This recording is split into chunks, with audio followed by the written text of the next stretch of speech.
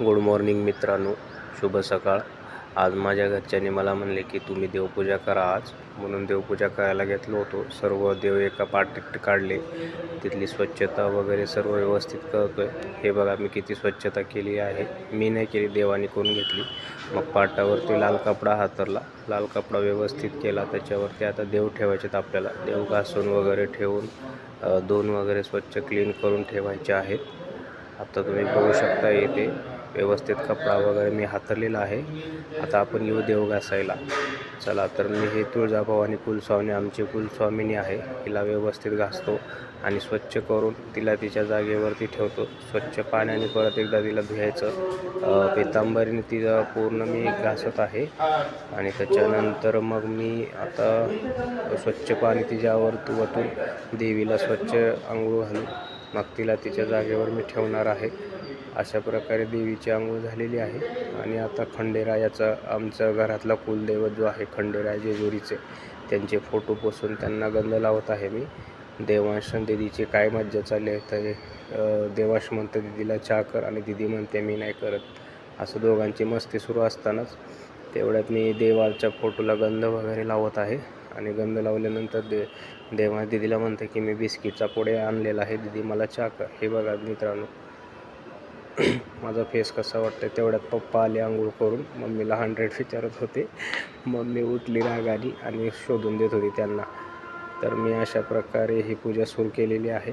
बघू शकता तुम्ही खंडेरायाचा फोटो. बघा मी असं स्वच्छ क्लीन करून देव पूजा केलेली आहे. गंध वगैरे लावलेला आहे. दिवा लावायचा बाकी आहे. नाही तर तुम्ही म्हणा दिवा का नाही लावला. दिवा लावायचा आहे. देवाला पहिला गंध वगैरे लावला. गंध लावल्यानंतर देवाला गजानन महाराजांनी मूर्तीचा तिरपी वाटत होती, तिला सरळ केली आणि गजानन महाराजांना गंध लावला. त्याच्यानंतर तुम्ही देव बघू शकता. श्रीकृष्ण भगवान, गौरी माता, ह्या सर्व देवांना मी हळदी कुंकवाचा गंध लावून त्यांना त्यांच्या जागेवरती आसन केलेलं आहे. अशा प्रकारे मी गंध वगैरे त्यांना लावला. आणि नंतर श्रीकृष्ण भगवानची छोटी मूर्ती आहे त्याला पण गंध लावला. आणि आता तुम्ही बघू शकता कासव देवता पण आहे आमच्या घरामध्ये. कासव देवताला स्वच्छ पाणी ठेवलं.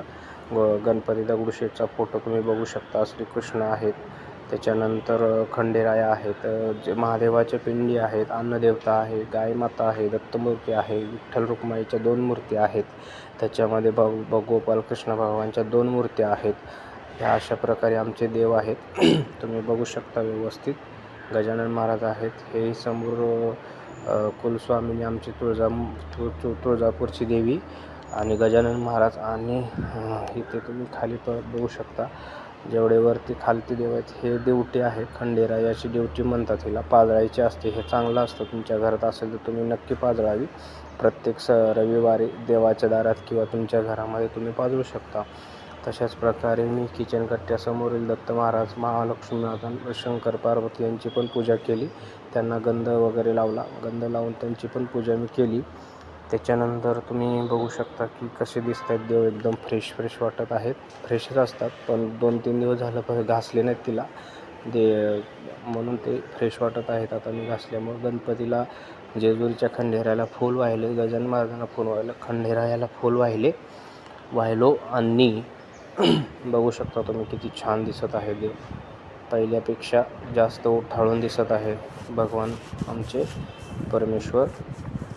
आता तुम्ही बघू शकता मी देवाला थोडा माझ्या चहामध्ये देवा तुम्ही चहा प्या, तुमच्यानंतर मी पितो. देवाला थोडा चहाचा निवेद दाखवला आणि परत मग दिवा लावला देवासमोर.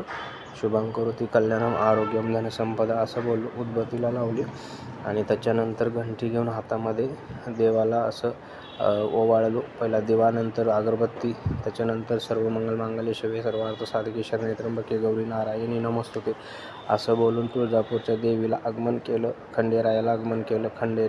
जेजुरीच्या खंडेरायाला आगमन केलं. गजानन महाराजांना आगमन केलं. आणि अशा प्रकारे मी सगळ्या देवांना ओवाळून झाल्यावरती तिथे मी सर्व आहे त्या स्थितीत ठेवलं. आणि बघा माझी आज देवपूजा झाली. कशी वाटली माझी देवपूजा तुम्ही मला सांगा. धन्यवाद मित्रांनो.